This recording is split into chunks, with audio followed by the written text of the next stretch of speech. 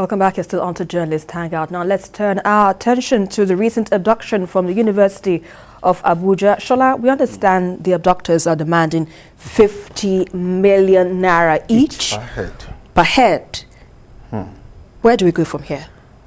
I think we are in a kind of vicious circle. You know, this thing was begging to happen.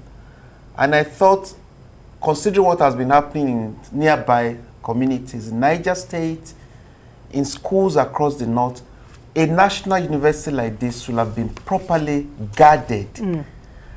It was begging to happen. That it happened is a huge slap on the security situation in Abuja. Abuja is our federal capital. The University of Abuja is the national pride.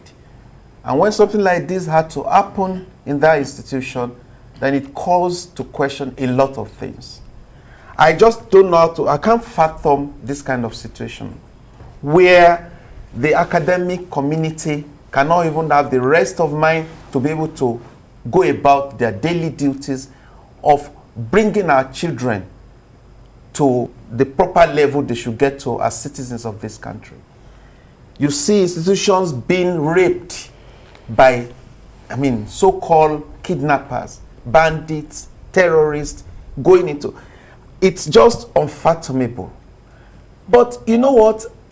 I think it's time for us to really go back to the drawing board about our security situation in this country. It is not, a given that kidnappers want to, go to the schools and gather because they see them as soft targets.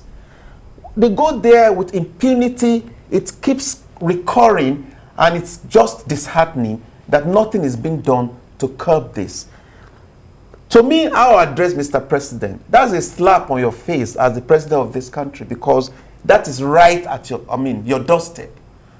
And we have to do something about this. The situation is dicey.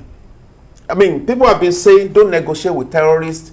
It's like the fable of a king telling you to go on an errand, and then the river is filled to the brim. You cannot refuse the errand of the king, yet you cannot cross the river, lest to die. So what are we going to do? Now that redo is left for the presidency, the people in charge of our security in the country to sort out. But most important thing, the citizenry is in jeopardy if this continues every day. And when it's getting to a level, people are going to rise up. I think it's becoming too frequent, and we who really are discerning people, we have to say something about this. What is happening to our security? Our education, we're talking about the dwindling educational fortune of the country. And this is happening to our institutions. I think it's unacceptable. We have to find a way of securing the schools. Right. Every day, kidnappers now believe that they can just enter any school, take people out and start demanding money, and nothing. We have not seen any sign that anything is being done to curb it. It's not acceptable. It's saddening. No one should be living about this. Yeah, point taken there, Shola. But, yes. Tunde, what other options do you think need to be explored in this situation? Well, the options that we have to explore is that the main problem with us is that we always run away from the real thing. You see, if you don't attract a problem from the foundation, you can hardly solve it. When there's a problem, you get to the nitty-gritty. Look at what led to that particular problem. The problem with us in this country is that we always cry after effect. We look at the effect, we don't look at the source.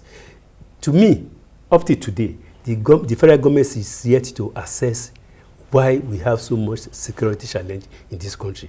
And they cannot assess it if their mind is closed. If they still believe that it is some people that are hyping it. If they still believe that some people somewhere are doing it.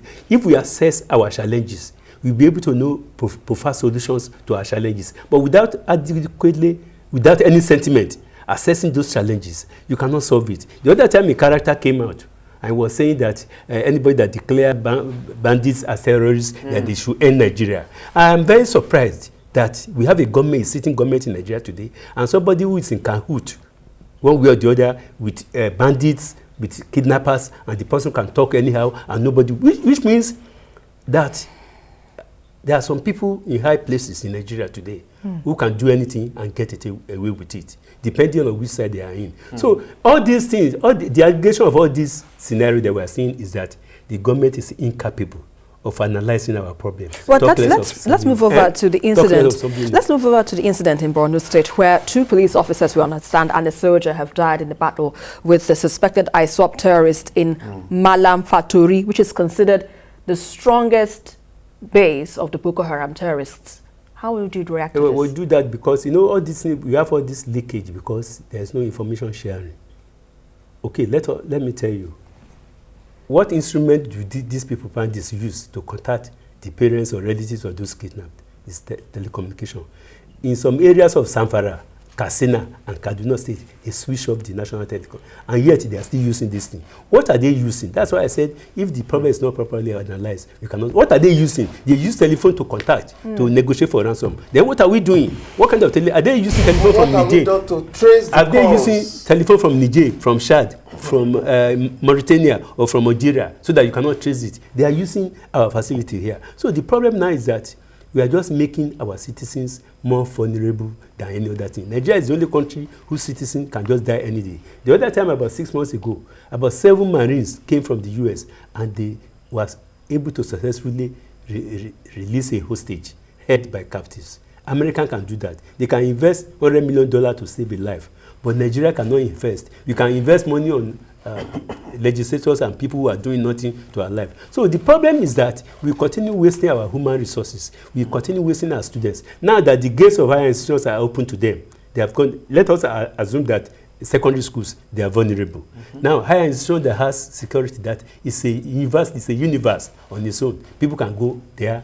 do what they like, and go away. And be, okay, how much is the salary of a professor that you are asking him to go and bring 50 million naira? That's 20 million.